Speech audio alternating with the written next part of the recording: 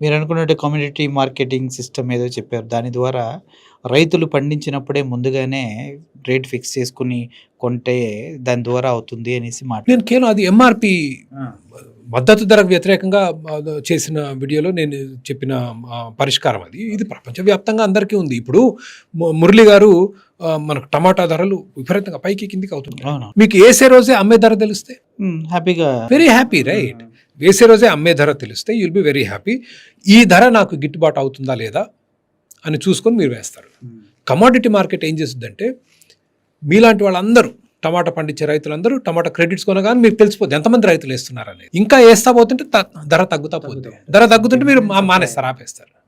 మీరు మద్దతు ధర ఇస్తే ఏమవుతుంది తెలుసా అండి? అడ్డగోలుగా పెంచేస్తారు. ఇప్పుడు వరి విషయంలో అదే అవుతుంది. వరి మద్దతు ధర అంటే అన్ని మా దగ్గరకు వస్తే నల్గొండలో మీరు ఆశ్చర్యపోతారు. కోస్తా జిల్లాలు పనికిరావు, విపరీతం వరి ఏంటంటే గవర్నమెంట్ కొంటుంది. అది గవర్నమెంట్ కొని మొత్తం మురగ పెట్టేస్తారు. లక్షల టన్నులు ఎలుకలు తిని మురిగిపోయి అసలు అరాచకం వస్తుంది. అది మళ్ళీ మనకు వివరాలు కూడా తెరవు మొత్తం పూర్తిగా అసలు ఎంత సరైన పద్ధతిలో. But commodity market will give you that visibility.